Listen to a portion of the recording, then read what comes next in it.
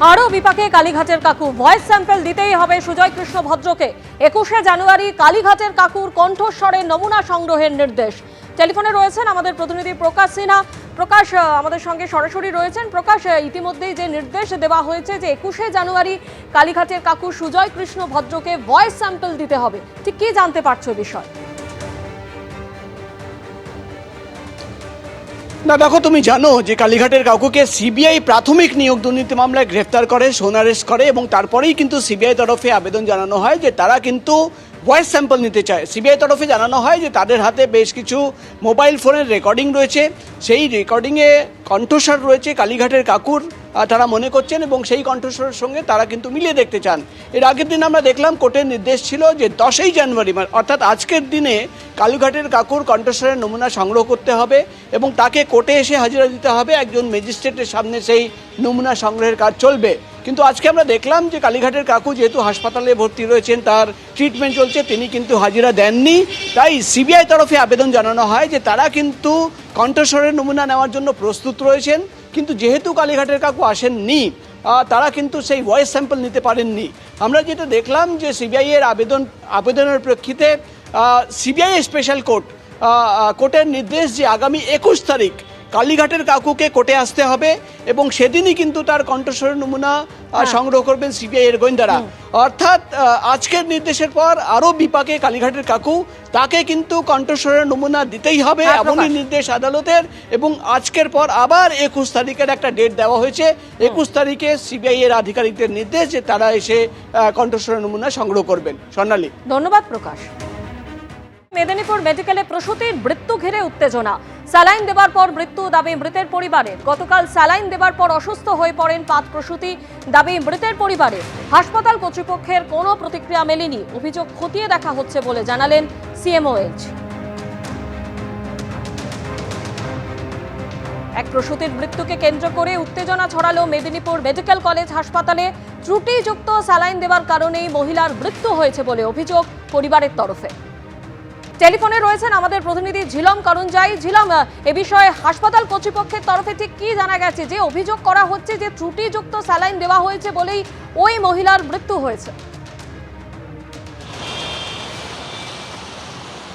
যেটা স্বাস্থ্য দপ্তর সূত্রে বলা হচ্ছে যে প্রাথমিক তারা রিপোর্ট পেয়েছেন, সেই রিপোর্টে তারা জানতে পারছেন যে প্রসূতিদের যে ইন্ট্রাভেনাস রিঙ্গার ল্যাকটেট দেওয়া হয়েছিল রক্তক্ষরণ ঠেকানোর জন্যে, তার অ্যালার্জিক রিয়াকশানের জন্য এই পরিস্থিতি হয়েছে। তাদের শারীরিক অবস্থার অবনতি হয়েছে, সংকটজনক পরিস্থিতি হয়েছে। তবে যে কোন নির্দিষ্ট সংস্থার এই বিষয়টা খোঁজ নেওয়া হচ্ছে এবং স্বাস্থ্য দপ্তর সূত্রে বলা হয়েছে যে স্টেট ড্রাগ কন্ট্রোলের একটি টিম ইতিমধ্যে ওই হাসপাতালে গেছেন এবং তারা নমুনা সংগ্রহ করার উদ্দেশ্যে গিয়েছেন। এর পাশাপাশি স্বাস্থ্য দপ্তর থেকে মিদনাপুর মেডিকেল কলেজকে জানানো হয়েছে যে সেখানে এই যে রিঙ্গার ল্যাকটেটের যে ব্যাচ রয়েছে পুরোটাকে কনফেস্টিকেট করে সরিয়ে রাখতে, লোকাল পারচেজ করে অন্য সংস্থার রিঙ্গার ল্যাকটেট ব্যবহার করে প্রসূতিদের দেওয়ার জন্য নির্দেশ দেওয়া হয়েছে। তোমাকে এটাও জানিয়ে রাখবো যে চলতি মাসে স্বাস্থ্য দপ্তর থেকে ইতিমধ্যে এর আগে যে অভিযোগ উঠেছিল বিভিন্ন মেডিকেল কলেজে প্রসূতিদের মৃত্যু হচ্ছে, চোপড়ার একটি ওষুধ রিঙ্গার ল্যাকটেট প্রস্তুতকারী সংস্থাকে তাদেরকে ম্যানুফ্যাকচার না করার নির্দেশ দিয়েছে স্টেট ড্রাগ কন্ট্রোল। এখন স্বাস্থ্য দপ্তর খতিয়ে দেখছেন নির্দিষ্ট করে যে চোপড়াতে যে ম্যানুফ্যাকচার হয় যে রিঙ্গার ল্যাকটেট, সেই সংস্থার স্যালাইন, সেই সংস্থার আইভি এই প্রসূতিদের দেওয়া হয়েছিল কিনা। এবং তোমাকে জানিয়ে রাখবো এর পাশাপাশি স্বাস্থ্য দপ্তরের তরফ থেকেও পুরো বিষয়টা খতিয়ে দেখার জন্যও একটি টিম গঠন করা হবে বলে জানানো হয়েছে। ইতিমধ্যে মেডিকেল কলেজের মেডিকেল বোর্ড গিয়েছে এবং এর পাশাপাশি মেডিকেল কলেজকে বলা হয়েছে যে সমস্ত যে ব্যাচ আছে এই মুহূর্তে সেই ব্যাচকে সিজ করে সরিয়ে নতুন করে লোকাল পারচেজ করে সিজারিয়ান সেকশনের জন্য এই আইভি দেওয়ার নির্দেশ দেওয়া হয়েছে। ঝিলম, তুমি আমাদের সঙ্গে থাকো। আর এই ঘটনায় প্রসূতির পরিবারের তরফ থেকে ঠিক যে অভিযোগ করা হয়েছে রাখবো আপনাদের সামনে। স্পেয়ার স্যালাইনের জন্য মারা গেছে এবং অপারেশনটা হয়েছে জুনিয়র ডাক্তার দিয়ে। পুরো টোটাল চিকিৎসাটাই ভুল চিকিৎসা হয়েছে এবং যদি এরা না পারতো আমাকে রেফার দেওয়া হলো না কেন? রেফারটা দিলে তো আমরা অন্য কোথাও যেতাম। ডাক্তার রেফারটা দিল না কেন? সিনিয়র ডাক্তার ছিল না?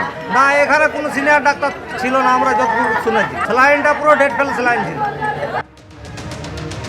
একাধিক অভিযোগ করা হচ্ছে রোগীর পরিবারের তরফে ডাক্তার ছিল না, আবার এটাও বলা হচ্ছে যে ত্রুটিযুক্ত স্যালাইন দেওয়া হয়েছে এবং সেই জন্যই ওই প্রসূতির মৃত্যু হয়েছে।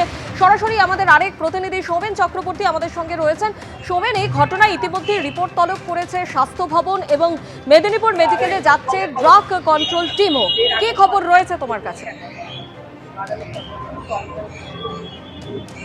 দেখো, একটু আগে জেলা মুখ্য স্বাস্থ্য আধিকারিক এই মেডিকেল কলেজের যে অধ্যক্ষ ছিলেন, অধ্যক্ষের অফিস থেকে বেরোলেন এবং তিনি যেমনটা জানালেন যে ড্রাগ কন্ট্রোলের দুজন আধিকারিক ইতিমধ্যেই এই মেডিকেল কলেজে হাজির হয়েছে এবং আমার ঠিক পেছনে মেডিকেল কলেজের অধ্যক্ষের অফিস রয়েছে, সেখানে এই মুহূর্তে বৈঠক চলছে। সেই বৈঠকেই ছিলেন জেলা মুখ্য স্বাস্থ্য আধিকারিক। তিনি বেরিয়ে যাওয়ার সময় আমাদেরকে যেমনটা জানিয়ে গেলেন যে ঠিক কী কারণে মৃত্যু, অর্থাৎ এই ত্রুটিযুক্ত স্যালাইন বা এক্সপায়ার স্যালাইনের জন্য মৃত্যু নাকি অন্য কোনো কারণ রয়েছে তাই খতিয়ে দেখা হচ্ছে এবং সবকিছুর স্যাম্পল কালেকশন হয়েছে। এবং আমরা যখন জানতে চাই যে এই স্যালাইনটা কোন সংস্থার, একটি সংস্থার স্যালাইন নিয়ে মাঝখানে কিছুদিন আগে বিতর্ক তৈরি হয়েছিল, সেই স্যালাইন কিনা, তিনি কিন্তু এ বিষয়ে কিছুই বলতে চাননি। তিনি যেমনটা জানালেন যে মোট 5 জন অসুস্থ হয়েছিলেন গতকাল, তার মধ্যে একজন ইতিমধ্যেই মারা গিয়েছেন এবং 2 জন এখনো সিরিয়াস রয়েছে। এবং আমরা হাসপাতাল সূত্রে যেমনটা জানতে পেরেছি যে 3 জন রোগী এখনো পর্যন্ত সিসিইউতে ভর্তি রয়েছে এবং তারা যাতে দ্রুত সুস্থ হয় সেই চেষ্টায় প্রধান এবং প্রথম লক্ষ্য, এমনটাই জানিয়েছেন জেলা মুখ্য স্বাস্থ্য আধিকারিক। এবং ভেতরে ড্রাগ কন্ট্রোলে যে 2 জন আধিকারিক রয়েছে তাদের সাথে মেদিনীপুর মেডিকেল কলেজের অধ্যক্ষ এবং হাসপাতাল সুপার অর্থাৎ উপাধ্যক্ষ তাদের কিন্তু বৈঠক চলছে এবং সমস্ত কিছু স্যাম্পল নেওয়ার পাশাপাশি গতকাল যারা যারা ছিলেন এদের চিকিৎসার জন্য তাদের সাথেও কথা বলা হবে, এমনটাই কিন্তু জানতে পেরেছি। স্বর্ণালী, ধন্যবাদ।